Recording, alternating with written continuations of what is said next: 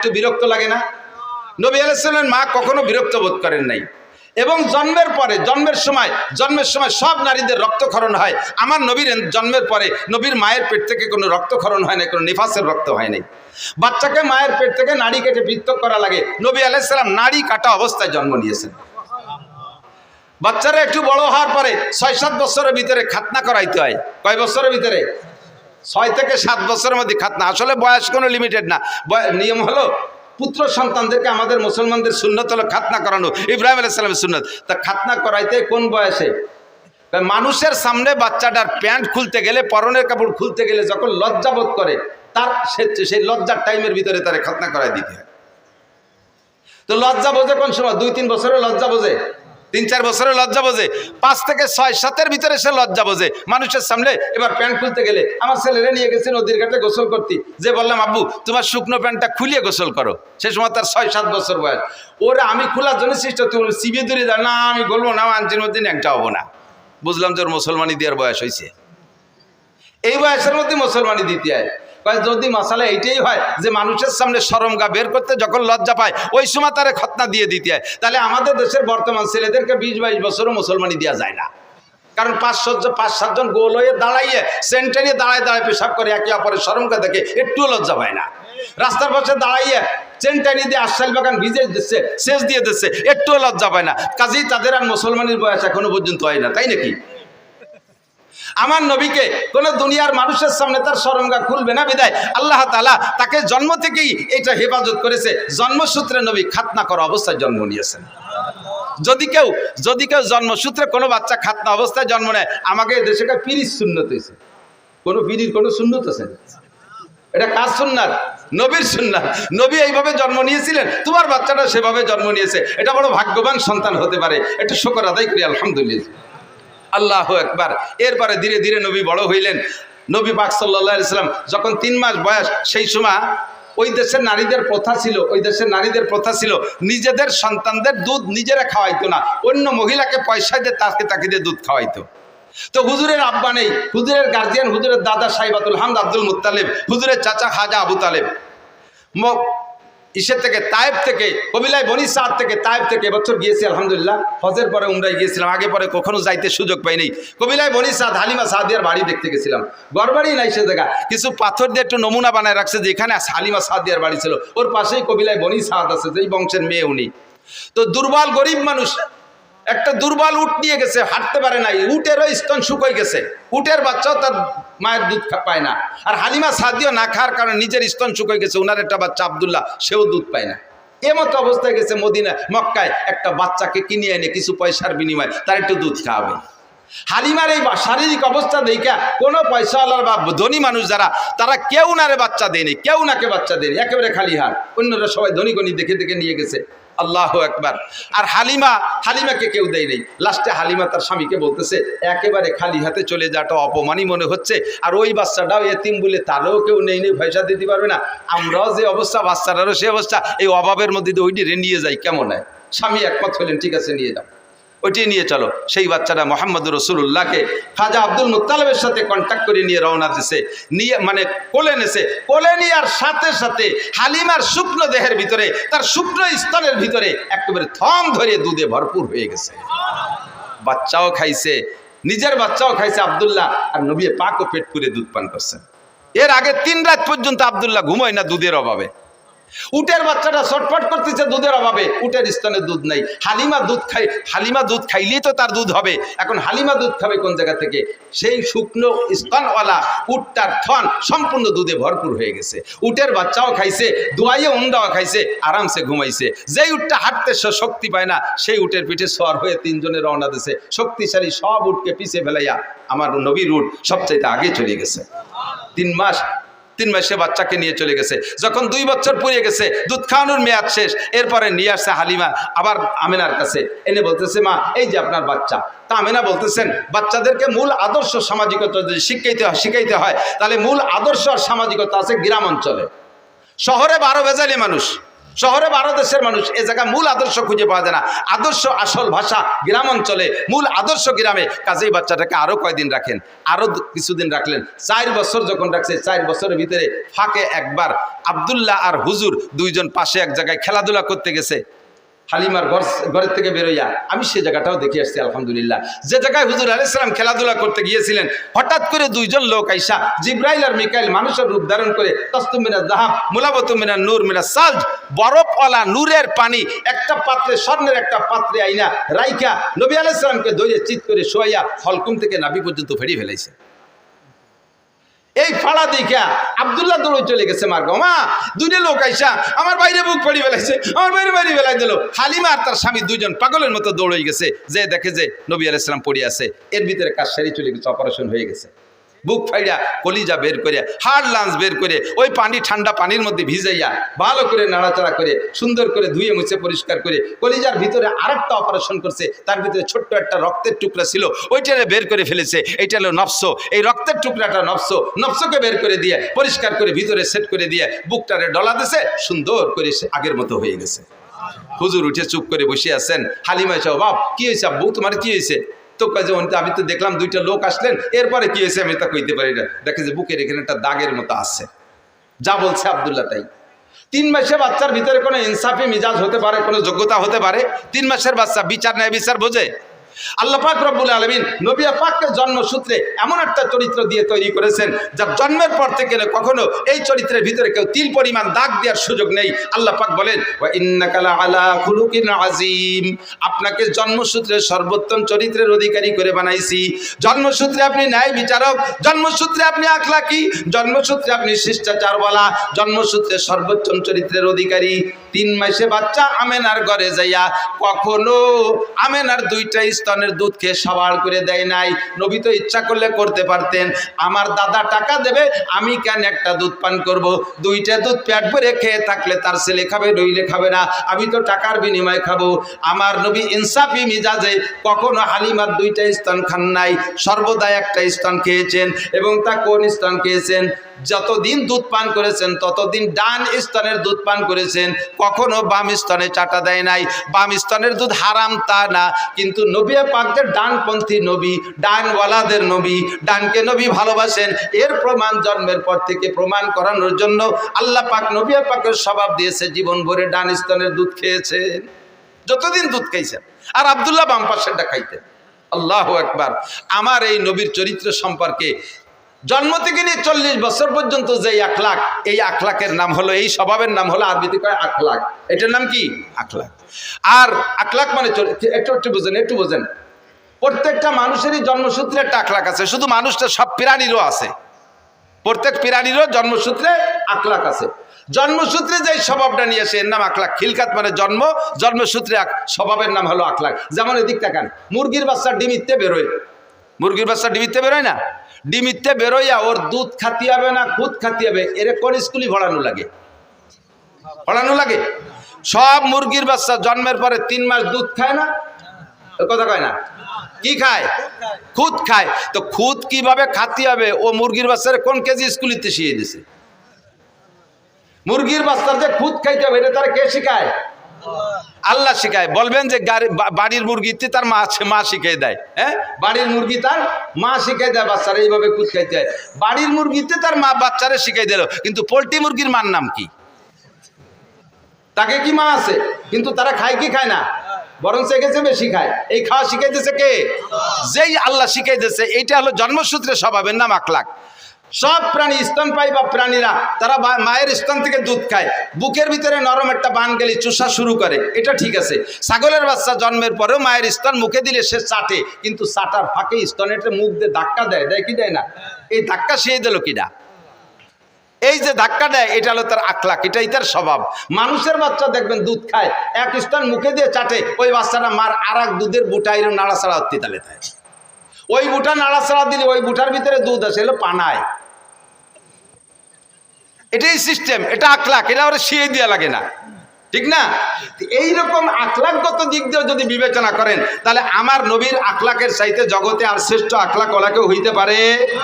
এই নবীর আখলাক নিয়ে যদি কেউ কটূক্তি করে, সমালোচনা করে, কেউ যদি গালি দেয় আর নিন্দা করে, তাহলে তার মুখে আমরা ময়লা মাখাইয়া জুতো মারি। কথা বলুন ঠিক ঠিক না? আমার নবীর সম্পর্কে কেউ যদি কথা বলে, একটা ফুলের টোকাও মারে, আমার জীবন দিয়ে তার প্রতিবাদ করতে প্রস্তুত যুবক। কথা বলুন ঠিক ঠিক না? কখন আমরা এটা সহ্য করতে পারি না। এজন্য আপনাকে আমাকে আল্লাহ পাক রব্বুল আলামিন নবী মদিনায় যাওয়ার পরে মহব্বতের সাথে ডাক দিয়ে বলে, ইয়া আইয়ুহাল্লাযীনা আমানু, হে অন্ধ জগতের অটল বিশ্বাসী পাগলরা। কুরআন শরীফের ভিতরে যত আয়াত আছে ইয়া আইয়ুহাল্লাযীনা আমানু, এই আয়াতগুলো মদিনায় নাজিল হয়েছে। এর অর্থ হলো, হে অন্ধ জগতের অটল বিশ্বাসী পাগলরা, তোমরা নবীর সুন্নতের পর আমল না করলেও নবীর মহব্বত তোমার অন্তরে আছে। তুমি অন্ধ জগতের অটল বিশ্বাসী পাগল। কোন যুবক যদি মুসলমানের সন্তান যদি নামাজ নাও পড়ে, এমনকি কোন যুবক যদি মুসলমানের সন্তান নামাজ নাও পড়ে, রোজা নাও রাখে, টুপি জীবনে পরে নাই, দাড়ি জীবনে রাখে নাই, কোনোদিন সুন্নতে পোশাক পরে নাই, যে কোনোদিন ঢিলাকুলুক ব্যবহার করে নাই, একবারও জীবনে মেশাক মুখে দেয় নাই, কোনোদিন দস্তারখান বিছিয়ে খানা খায় নাই, সুন্নত নামাজ তো দূরের কথা ফরজ নামাজও পড়ে না, রমজান মাসে রোজা রাখে না, মুসলমানের সন্তান নাম তার জামাল উদ্দিন, বাপের নাম কামাল উদ্দিন, এই মুসলমানের সন্তানের সামনে যদি আল্লাহর নবীরে কেউ গালি দেয়, মুসলমান যুবক বলো, তাহলে তোমার জীবনের শেষ বিন্দু রক্ত দিয়ে প্রতিশোধ নিবা কি নিবা না? নবীকে দেখি নাই, মোহাব্বত আমার অন্তরে আছে, যদিও নফসের ধোঁকায় পড়ে শয়তানের প্রেমে পড়ে আমি সুন্নতের আমল করতে পারি না। তবে মুসলমান যুবক ভালো করে মনে রাখো, দুনিয়ায় তুমি কার কাছ থেকে আদর্শ শিখবা? এমন একটা মানুষ আল্লাহ দুনিয়ায় পাঠায় নাই যে একটা মানুষের গোটা জীবনের ভিতরে 800 কোটি 1000 কোটি মানুষের সমস্ত মানুষের চলার সংবিধান একজন মানুষ থেকে সম্পূর্ণ আসছে, এমন একজন মানুষ পাবেন না। রবি ঠাকুর বড় পণ্ডিত ছিল, অনেক পাণ্ডিত্যপূর্ণ কথা বলছে, তবে তার একার পাণ্ডিত্য দিয়ে কোনো দেশের সংবিধান তৈরি হতে পারে না। কাজী নজরুল পণ্ডিত মানুষ ছিল, তার পাণ্ডিত্য দিয়ে গোটা বিশ্ব চলতে পারে না। আরো যত বড় বড় বিজ্ঞানী চলে গেছে, একজনের পাণ্ডিত্য আর তার নীতি কথা দিয়া সারা দুনিয়ার মানুষ চলতে পারে না। কিন্তু আল্লাহ একটা মানুষই বানাইছে, যে একটা মানুষের গোটা জীবনের জন্ম থেকে মৃত্যু পর্যন্ত 63 বছরের হায়াতকে যদি কেউ স্মরণ করে, তাহলে 800 কোটি না 8 লক্ষ কোটি মানুষও যদি আসে, তাও ওই একটা মানুষের ভিতরে, একটা মানুষের থেকে সমস্ত মানুষের চলার পথও সংগ্রহ করতে পারে কি পারে না? সারা দুনিয়ার সমস্ত মানুষের আদর্শ একটা মানুষের ভিতরে। আমার নবীর আদর্শ লক্ষ্য করেন, এদিক তাকান। নবী পাক মানুষকে সালাম দিয়ে সাক্ষাৎ করতেন। কতক্ষণ কি দিয়ে? আর এই ইদানিং কালে এই কবে থেকে শুরু হয়েছে আমি তা কইতে পারি না। জেনারেল সংবর্ধনা, জেনারেল মানে ডিপার্টমেন্টে যারা আছে, সুন্নত বাদ দিয়ে যারা অন্য জাতি আছে, তারা সম্মান প্রদর্শন বা সাক্ষাতের সূচনাটা কি দিয়ে করে? 1 চড় 1 লাথি। সেনাবাহিনীতে দেখেন নাই, হলিন্দে দাঁড়াইছে, অফিসার যখন আসে তখন কি করে? চড় দেখাই দিছে, দিতে পারলাম না, দেখে রেখেন। এরপরে গুম করে একটা লাথি মারে, কই লাথিটাও দিতে চাইছিলাম তা পারলাম না, এই জন্য মাটিতে দিলাম।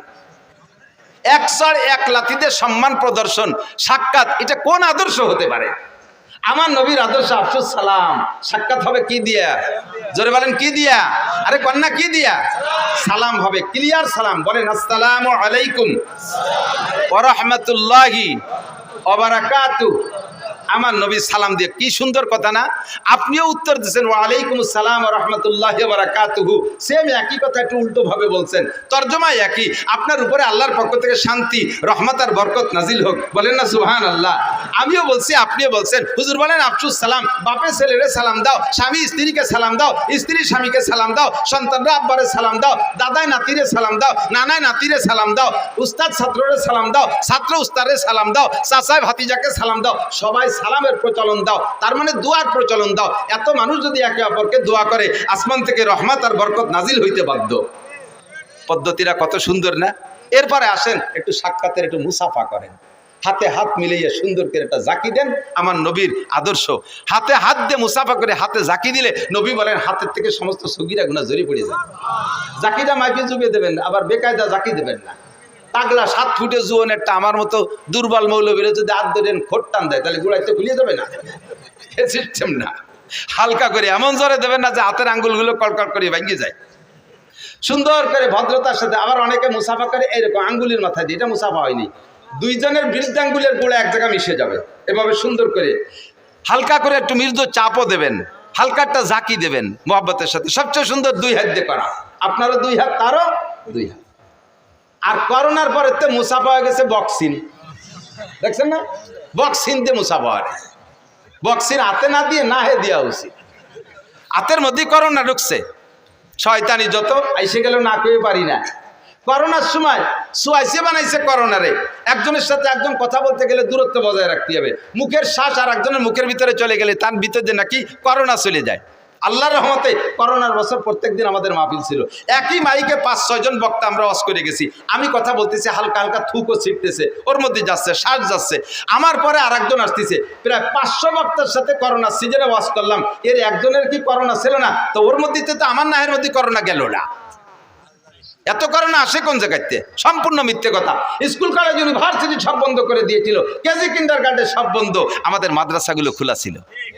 আর মাদ্রাসা খোলা থাকার কারণে কেজি স্কুল প্রাইমারি বন্ধ হওয়ার কারণে ওই সময় ওরা তো যাইতে পারতেছে না, পোলাপান ঠেলিয়ে সব মাদ্রাসায় দিছে। বাড়ি থেকে স্কুলে ৫-৬ ঘন্টা থাকে, মা বাপ কিছুক্ষণ বিরত থাকে। আর স্কুল বন্ধ, সব বাড়ি থেকে আটা আদাও চানাচুর খাবো, আব্বা আটা আদাও মামা খাবো, আম্মা আটা আদাও বড় মামা খাবো, নানা খাবো দাদা খাবো। এ খাতি খাতি মার আসল চাপ, বাপের পকেট শেষ। দায় ঠিক কয় দিয়ে আশেপাশে মাদ্রাসা খোলা আছে নাকি, এ তোর বাড়ি রেখে টিকতে পারতেছি না। দাইয়ে এসে মাদ্রাসায় দিয়েছে, মাদ্রাসা ওভারলোড হয়ে গেছে, মাদ্রাসার ঘরের জায়গা কম, ছাত্র বেশি, সুতি দেবো কোন জায়গায়, কিভাবে রাখবো? ইলিশ পাইলিং জেলখানার মতো ক্যাসিং দিয়ে ঠ্যাঙের মধ্যে পা উড়িয়ে দিয়ে একটার সাথে একটা মিশাই কাজ করে ঠাইসে পাড়াইয়ে গাদায় ছোয়াই তুইছি, একটা নাকের নিঃশ্বাস বেরোইয়া আর একটা নাক দিয়ে পিছন দিয়ে বার হয়ে গেছে, তবু আল্লাহর মধ্যে করোনা হয়নি। কতক্ষণ ঠিক না? বয়তে যারা ডবল মাছ ঠুসি পড়ছো তারাই করোনায় মরছো। ইসলাম, আল্লাহ নবী বলেন ইসলামের মধ্যে সোয়াইসে বলতে কিছু নাই, ইসলামের মধ্যে লক্ষণ বলতে কিছুই নাই, সোয়াইসেও নাই লক্ষণও নাই। রাতের বেলা লক্ষণ রে ভয় পায়, রাতের বেলা বুতুম পাখি ডাকে, আদওয়া হাম এরকা হাম বুম, বুতুম পাখি ডাকলে ওই আরবে প্রথা ছিল, বিল্ডিং এর ঘরের উপরে ছাদের উপরে কুক কুক করে ডাকলে কার জন্য আগাফাদা হবে না, রোগ ব্যাধি হবে, কইতো না এরকম। এখনো গ্রামাঞ্চলে তো এই প্রথা চালু আছে, আদৌ বিশ্বাস করবেন না। সে ডাকতেছে রাতের বেলা, সে জিকির করে, কুক করে জিকির করে। আর আপনি যদি কন যে ও রোগ ব্যাধি ডেকে আনতেছে, তো জিকির করবে কি? আপনি তো না হেতেল যে ঘুমাইছেন, ও তো একটু জিকির করে। তাও যদি আপনার রোগ আনে তাহলে আনলি আনো। কাউরা বাড়ির মধ্যে ডাকতে ডাকতে গেছে, কি যেন দুঃসংবাদ দিয়ে গেল। তা কাউ বাড়ির মধ্যে ডাকতে ডাকতে কি করে কা করে ডাকছে না? তা কাউ কি কাকা ছাড়া আর কি কোরআন শরীফ পড়তে যাবে? তুমি মুসলমানের জীবনে আলহামদুলিল্লাহ পারো না, আর কাউরিতে কোরআন শরীফ পড়াচ্ছ। আর সে ডাকলি তোকে যদি গজব আসে তা আসুক, কিছু মনে করবে, এগুলো কিছুই না। ইসলাম যা বলতে চাইছি, এই সেই শেখে শুরু হয়েছে বক্সিং দে মুসাফা, এটা সম্পূর্ণ সুন্নতের খেলা। মুসাফা করবেন নিয়মতান্ত্রিক। এরপর একটু মোয়ানাকা, নবী পাক পাকে ভালোবাসা বিনিময়, সিনার থেকে সিনার সাথে মোহাব্বত বিনিময় করা হয়, গলার সাথে গলা মিশন। আরবিতে কয় মোয়ানাকা, উনুকুন মানে গর্দান, দুইটা গর্দানকে মিলে নুকে বলে মোয়ানাকা। এটা হবে সিস্টেম, প্রত্যেকের ডাইন পাশে একবার, প্রত্যেকের ডাইন পাশে আবার মুখস্থ করেন। মোয়ানাকা কয়বার? কুলাকুলি কয়বার? প্রত্যেকের ডাইন পাশে, আপনিও ডাইন আনবেন আমিও ডাইন আনবো, তাহলে এক পাশ হবে, 3 পাশ না, এক পাশে গলা মিশিয়ে দেবেন, সুন্নাত। গলা মিশেবেন, পেট না। বুড়ি এত বড়, গলা মিশানো কত কঠিন না? পেটে পেটে 2 ঘষায় দিয়েছিল, এটা সুন্নতই নেই। মোয়ানাকা কুলাকুলি, স্বামীতে স্ত্রীর সাথে কুলাকুলি করবে, স্ত্রী স্বামীর সাথে করবে, তাই বলে কোনো দুলোভাই শালীর সাথে মোয়ানাকা করবে না, কুলাকুলি করবে না। ও জায়গা কুলাকুলি করলে কবিরা গুনাহ, জিনার গুনাহ। কথা বলুন ঠিক ঠিক না? স্বামী স্ত্রী কুলাকুলি করবেন, স্বামী স্ত্রী যখন কুলাকুলিতে গলা মিশেবেন, আল্লাহ ফেরেশতাদেরকে বলে, দায়িত্বশীল ফেরেশতাদেরকে, ওই দুডেরে নূরের পর্দায় দিয়ে ঘিরে দাও, ঘিরে দিয়ে তোমরা আর একদিক ফিরে চেয়ে থাকবো, ওদের কিন্তু ফিরবা না। ওরা ওই অবস্থায় সারা রাত যা করুক, ওকে আমল নামায় নফল নামাজ লিখতে থাকো। বলেন না সুবহানাল্লাহ? নবী পাকের আদর্শ সব জায়গায় সুন্দর না অসুন্দর? আমার এক হিন্দু ভক্ত আছে, অনেক হিন্দু ভক্ত আছে, ওই হিন্দু ভক্তরে কইলাম আমাদের ইসলাম তো সব জায়গায় আছে, আমি একটা কয়ে দিতে পারি, যেখানে হাত দেবো সেই জায়গায় ইসলাম। সব জায়গায় দোয়া কালাম আছে না নাই? স্বামী স্ত্রী মিলনের আগেও দোয়া আছে না নাই? আল্লাহুম্মা জান্নিবনা শায়াতিন ওয়া জান্নিবিশ শায়াতিনা ফিমা রাযাকতানা। এসে গেলে একটু বলে যাই, মানুষে যখন স্বামী স্ত্রী মিলনে যায়, তখন চরিত্রহীন শয়তান ওই পুরুষের সাথে ওই একসাথেই মিলনে শরিক হয়ে যায়। তখন পুরুষের বীর্যই গর্ভধারণ করবে, কিন্তু শয়তান বা জিন যদি একসাথে করে তাহলে ওইটার সাথে ওই শয়তানের কিছু আসর থাকার কারণে ওই বাচ্চাগুলো রক চড়া হয়, মিজাজি হয়, একটু উগ্রপন্থী হয়। যেহেতু শয়তান তো গরম আগুনে তৈরি, তার কিছু প্রভাব ওর ভিতরে চলে আসে। এই শয়তানের হাত থেকে আপনার সন্তানকে পবিত্র রাখার জন্য নবী পাক দোয়া শিখে দিয়েছে। দোয়া পড়বা, আল্লাহুম্মা জান্নিবনা শায়াতিন ওয়া জান্নিবিশ শায়াতিনা ফীমা রাযাকতানা। আল্লাহ শয়তানের হাত থেকে আমাকে বাঁচাও, আর আমারে যে সন্তান তুমি দিবা এরও শয়তানের হাত থেকে বাঁচাও। এমন একটা মুহূর্ত দোয়া। বাথরুমে ঢোকার সময় আমাদের নিয়ম আছে না নাই? এগুলো সব নবীর আখলাক। আল্লাহ নিজেই বলেছেন, লাকাদ কানা লাকুম ফি রাসূলিল্লাহি উসওয়াতুন হাসানা। আমার রাসূলুল্লাহর ভিতরে গোটা মানব জাতির উত্তম আদর্শ রয়েছে। বাথরুমে যাওয়ার সময় নবীর আদর্শ, বাথরুমে বসার সময় নবীর আদর্শ, বাথরুম শেষ করার ভিতরে নবীর আদর্শ আছে না নাই? বাইরে থাকতে একটা দোয়া, বাম পায়ে দিয়ে বাথরুমে ঢোকা, এগুলো সব সুন্নাত। আমল করলে 100 করে শহীদের সওয়াব, বলেন না সুবহানাল্লাহ। বাথরুমের মধ্যে ঢুকে কিভাবে বসবেন? বাম পায়ের উপরে ভর দিয়ে বসবেন। বাথরুমের ভিতরে যেহেতু একা একা, ও জায়গা তার সাথে কেউ নেই, লুঙ্গিটারে খুলে উপরে কোনো জায়গা বাঁধানোর দরকার হলে বাধায় ধুয়ে একটা বিড়ি নিয়ে সুন্দর করে বসবেন। পায়খানার দুমো আর বিড়ির দুমো দিয়ে একসাথে গেলবেন। নবীর সুন্নত না এটা? আর এই সুন্নতের বার আমল করতে হলে আছে না নাই? পায়খানার মধ্যে একজন বিড়ির ভাষা কোন হুজুর নিয়ে থুয়েছে? সর্বনের পিচ্ছাপ স্ট্যান্ডে যত বাস স্ট্যান্ডে যত বাথরুম আছে, যে দেখুন তার ভিতরে কি পরিমাণ বিড়ির ভাষা। স্কুল কলেজের বাথরুমের ভিতরে পাবেন বিড়ির ভাষা। আল্লাহর রহমতে আমাকে মাদ্রাসার বাথরুমের ভিতরে ঢিলাকুলুক ছাড়া পাবেন না, ঠিক না? হাটাজারি মাদ্রাসা যখন প্রথম তৈরি হয়েছে, আপনাদের মাদ্রাসার মতো ছোট হাটাজারি মাদ্রাসা প্রথম হয়েছে, তা হাটাজারি মাদ্রাসা একটা ঘর, আর বাথরুম অতটা ভালো না। সে সময় ড্রেন কাইটা বাঁশ দিয়ে বাথরুম বানাইছে, পাহাড়ি সন্ধে বেড়া। এ তো আমরাও সেদিনকে এই তারাইল ফিকর মাদ্রাসায় পড়ছি, নাড়াই দিয়ে বেড়া দিতাম। বর্ষাকাল আসলি এই নাড়া উইতি খেয়ে ফেলাই দিত। এক পায়খানায় বসলে 3 পায়খানার মধ্যে আর কেউ বসার কায়দা ছিল না, একটা দিয়ে 3-4টে দেওয়া যাইত। দেখুন ওই বাথরুমের সংখ্যা কম, ছাত্র হয়ে গেছে বেশি। হাটাজারি মাদ্রাসা, হাটাজারি মাদ্রাসার ছাত্ররা ফজরের সময় যখন বেশি ভিড় হয়ে যায়, একসাথে চাপ পড়ে, তখন বাথরুম জায়গা না পাই আশেপাশে জমিতে যে বসে পড়ে। পাশের এক জমি লাল করে ফেলাইছে রাগিয়ে, সার লাগবে না বুনে দিচ্ছে। কৃষক ওই জমিওয়ালা চাষ দিতে আইছে, গরু নিয়ে আল্লাহ জুড়ি, ওর মধ্যে নামতে পাও দিয়ে জায়গা পাচ্ছে না। এখন আইসা হুজুরির কাছে গরু ওই জায়গায় দাঁড় করে তুই হুজুরে বলতে, হুজুর আইসে দেন আমার জমি কানে একটু শশী দিয়ে যান। কিভাবে নামবো? হুজুর আইসে সত্যি বেকায়দা। হুজুর বলেন যে তো ঘটনা কি, তো তুমি আমাকে পর খেপছো কেন? সব আপনার হুজুররা পায়খানা করছে। হুজুর কয় পায়খানার গায়ে কি হুজুর লেখা আছে? এদেশের গ্রামের মানুষও তো আঁকতে পারে, তোমার সাথে জ্ঞান থাকলে তারা হচ্ছে তোমার জমি নষ্ট হচ্ছে। তুমি আমার তালবি আলিমকে দোষ দাও, না হুজুর তালবি আলিমরাই পায়খানা করছে। আলামত হলো প্রত্যেক পায়খানার সামনে 3-3টে কুলুক। পাবলিকই ও কাম করে না, এই কুলুক দিয়ে বুঝছি না, ঢিলা দেখে বুঝছি না হুজুররা পায়খানা করছে। হুজুর কয় আলহামদুলিল্লাহ। উনি কয় এটা হুজুররা পায়খানা করছে, 3 দিন কুলুক দেখে চিনছি। হুজুর শুনে খুশি দিকে আলহামদুলিল্লাহ। আমার বই ভরে পায়খানা করলে আপনি খুশি হলেন?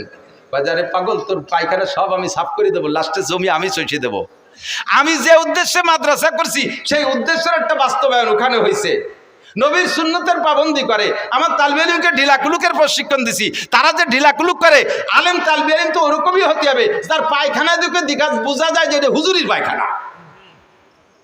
হুজুর তো এরকমই হতে হবে, মাদ্রাসা পড়লে এরকমই পড়তে হবে, যারা দেখলে বোঝা যায়, পায়খানা দেখলে বোঝা যায় যে হুজুরির পায়খানা।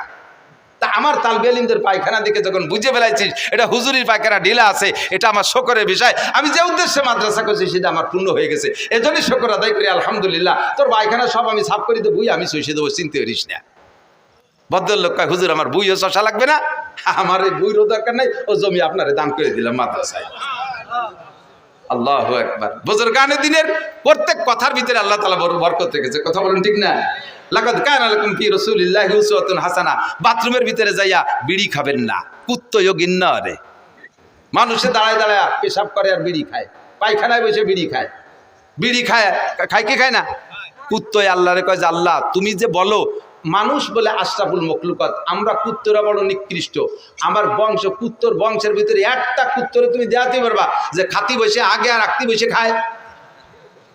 আমরা ও জায়গা আদর্শ বুঝি, খাওয়ার সময় আগা যায় না, আগার সময় খাওয়া যায় না, আমরা ও জায়গা ভাগ করে ফেলি। আর এই আশরাফুল মখলুকাত যাদের বার কোরআন নাজিল হয়েছে, যাদের উস্তাদ মুহাম্মদুর রাসূলুল্লাহ সাল্লাল্লাহু আলাইহি সাল্লাম, যাদের উস্তাদ 2.5 থেকে 3 লক্ষ নবী রাসূল, তারা কি আদর্শ শিখলো? পায়খানায় বসে খায়, পেশাব করতে বসে খায়, আর বিড়ি খায়, সিগারেট খায়। এরা বলো মানুষের চাইতে ভালো না মন্দ? আল্লাহ কয় তারা মানুষের চাইতে, মানে কুত্তর চাইতে মানুষগুলো খারাপ। উলাইকা কাল আনাম বাল হুম আদাল্লু উলাইকা হুমুল গাফিলুন। এই জাতীয় মানুষগুলো চতুষ্পদ জন্তুর চাইতে খারাপ। পশুর যে বুদ্ধি আছে সে বুদ্ধিটুকু তার নাই। কথা বলুন ঠিক কি ঠিক না? আমার নবীর আদর্শ সব জায়গায় আছে না নাই? খানা খাইতে বসবেন কোন হাত দিয়ে খানা খাবেন? ডান হাত দিয়ে। দোয়া আছে না নাই? বাথরুমের ভিতরে বসবেন, ওই জায়গায় একটু সারিয়ে আসি, 3টা ডিলা ব্যবহার করবেন, 3টা ডিলা বাথরুমে। প্রথম ডিলাটা পুরুষরা সামনে থেকে পিছনের দিক, দ্বিতীয়টা পিছন থেকে সামনে দিক, তৃতীয়টা সামনে থেকে পিছনের দিক। নারীরা 12 মাস কাল, পুরুষরা গরমকালে এই নিয়ম, শীতকালে তার উল্টো নিয়ম। শীতকালে শরীর একটু তো ক্লোজ হয়ে আসে, এই জন্য শীতকালে প্রথম ডিলাটা পিছন থেকে সামনের দিক, দ্বিতীয়টা সামনে থেকে পিছনের দিক। আর নারীরা 12 মাস কাল, প্রথমটা সামনে থেকে পিছনের দিক, দ্বিতীয়টা পিছন থেকে সামনে, তৃতীয়টা সামনে থেকে পিছনে। নবী সব জায়গায় আদর্শ শিখিয়ে দিয়েছে। ইহুদিরা আব্দুল্লাহ ইবনে সালাম রাদিয়াল্লাহু তাআলা যখন মুসলমান হয়েছে, আরে এদিকে আসেন, আব্দুল্লাহ ইবনে সালাম রাদিয়াল্লাহু তাআলা যখন মুসলমান হয়েছে, উনি ইহুদিদের বড় আলেম ছিল। তো ইহুদির উনার বক্তবৃন্দ যারা ছিল তারা আব্দুল্লাহ ইবনে সালামকে বলতেছে, আব্দুল্লাহ তোমারে সহি খাতি ভূতি কিলে, আমাকে পিসাব ছিলে, তোমারে জন্মের হাদিয়া তোফা কত কিছু দিছি, আজকে তুমি মুহাম্মাদের ভক্ত হয়ে গেলে, খয়রাইতে নবীর ভিক্ষুক নবীর ভক্ত হয়ে গেলে, তোমার নবী কত বড়, আর এই ছোট নবীর মুরিদ হয়ে গেলে। আব্দুল্লাহ ইবনে সালাম কয়, আমার নবী এই নবী মুহাম্মদ নবীতে ছোট, তার আলামত কি? কয় যে কি শিয়ে বিশ্ব নবী বলি, এত বড় নবী, এত বড় নবী, এত বড়, সে মানুষ সেই ডিলা কুলুক শিয়ে বগল সাফ করতে হবে, নখ কাটতে হবে, নাহের লোমটাই নিয়ে উঠতে হবে, এটা বড় মানুষের কথা, এটা বুলাবানের কথা। আব্দুল্লাহ ইবনে সালাম বলেন, আমার নবী বড় নবী, আমার নবী বড় নবী, সব দিক দিয়ে বড়। আল্লাহর আরশ বড়, মুসা নবী বলছে তোরা শুনছিস, দেখে নাই, আল্লাহর আরশ বড়, আমার নবী সচক্ষে দেখে আসছে। কথা বলুন ঠিক ঠিক না? জান্নাত বড়, মুসা নবী শুনিয়ে বলছে, দেখে বলে নাই, আমার নবী জান্নাত বড় দেখে আসছে। জাহান্নাম বড়, মুসা নবী শুনিয়ে বলছে, তাই তোরা জানিস, আমার নবী জাহান্নাম দেখে আসছে। 7টা আসমান অনেক বড়, মুসা নবী জিবরাইলের কাছ থেকে শুনে বলছে, তাই তোরা বলিস, আমার নবী 7টা আসমান একে একে দেখে আসছে। সিদরাতুল মুনতাহা অনেক বড়, মুসা নবী জিবরাইলের কাছ থেকে শুনে বলছে, তাই তোরা বলিস, আমার নবী সিদরাতুল মুনতাহা দেখে আসছে। যত বড় তাও আমার নবী বলে, যত ছোট তাও বলে। আর নবী মুসলিল ওয়ালিদিহি ওয়ালাদিহি, নবী হলেন সন্তানের জন্য আব্বার মতো। ইউআল্লিমুনা কুল্লা শাই, আব্বা যেমন সন্তানকে সবকিছু শিখায়, আমাদের নবীও সবকিছু শিখায়। হাত্তাল খেরা, এমনকি আমাদের পায়খানা বসতে হবে কিভাবে তাও শিখায়, ডিলা কুলুক ধরতে হবে তাও কিভাবে তাও শিখায়। কথা বলুন ঠিক ঠিক না? আরে ভাই, পীর সাহেবের কাছে মুরিদ হয়েছেন 19 বছর, পীর সাহেবের কাছে মুরিদ হয়েছেন 19 বছর, খালি বছরে 2 বার যান আর আসেন, আর খান আর পিকনিক করে এটি চলে আসেন, আসার সময় কম্বল টম্বল রুমাল টুমাল কিছু পাগড়ি পুগড়ি কিনে নিয়ে আসেন। বাকি পীর সাহেব 19 বছরে আপনার 19টা নামাজ ভাঙ্গার কারণ শিখাই নাই, 13টা নামাজের ফরজ শিখাই নাই, 14টা নামাজের ওয়াজিব শিখাই নাই, 28টা নামাজের সুন্নতে মুআক্কাদা তা আপনারে শিখাই নাই, ওযুর ফরজ 4টি, গোসলের ফরজ 3টি, তায়াম্মুমের ফরজ 3টি শিখাই নাই, ওযু ভাঙ্গার কারণ 7টা তা আপনারে শিখাই নাই। আল্লাহু আকবার। নবী আলা প্রশিক্ষণ দাওয়াত ও তবলিগের মধ্যে আছে, মাত্র 3 দিন 5 দিন 7 দিন 10 দিন একটা চিল্লা লাগাইলে তবলিগের ভিতরে নবী আলাইহিস সালাম যেমন সাহাবা ইকরামদেরকে হাতে ধরে এগুলো শিক্ষা দিয়েছে, তবলিগের মধ্যে এগুলো শিক্ষা আছে না নাই? একটু জোরে বলেন, আছে না নাই? আপনি আমলিগ করেন, বিএনপি করেন, জামাত করেন, জাতীয় পার্টি করেন, এটা আপনার রাজনৈতিক ফাংশন, সে জায়গায় আমি হাত দিচ্ছি না। বাকি তবলিগের ভিতরে এরকম হাতে ধরে শিক্ষা আছে না নাই? এটা নবীওয়ালা শিক্ষা। লাকাদ কানা লাকুম ফি রাসূলিল্লাহি উসওয়াতুন হাসানাহ। নবী পাক মক্কায় ছিলেন, হযরত দারে আরকাম রাদিয়াল্লাহু তাআলা আনহুর বাড়ি মাদ্রাসা ছিল। ওই জায়গা 40-42 জন সাহাবাকে নিয়ে হুজুর পড়াইতেন। এই দারে আরকামে থাকা অবস্থা হযরত ওমর রাদিয়াল্লাহু তাআলা ইসলাম গ্রহণ করছে। মক্কা থেকে মদিনায় হিজরত করে যাওয়ার পরে হুজুরের মাদ্রাসা ছিল মসজিদে নববী। মাদ্রাসার নাম কি? আল্লাহু আকবার। উম্মত কত বড় চালাক, যখন শুনছে মাদ্রাসার নাম আর আগেতে একটু কালেকশনে সোয়াই দিয়ে থুইছি, টের পাইছি আর নেমনে মাদ্রাসার দিকে চলে যাবে। কাজেই চলো আশ্বাস, অস্ত আগেই সামনেই রয়েছে, মাঝে এইটুকু এসে গেছে, তাই বলি এটা নবীর আখলাক না? একটু বলেন, আদর্শ মানুষ আহা খেয়াল করে না, আহা খেয়াল করেন, আমার দিক অ্যাটেনশন, খেয়াল করছেন? আদর্শবান মানুষ কাকে বলে বলেন তো? চুরি যে করে সে আদর্শবান না? চোর আদর্শ, ডাকাত আদর্শবান, লুচ্চ, মদখোর, গাঁজাখোর, ইয়াবা ফেন্সিডিল, হিরোইনখোর, সুদখোর, ঘুষখোর, টোন মারে, মন মারে, রাস্তা মারে, খাল মারে, বিজিএফ কার্ড মারে, এরা আদর্শবান মানুষ?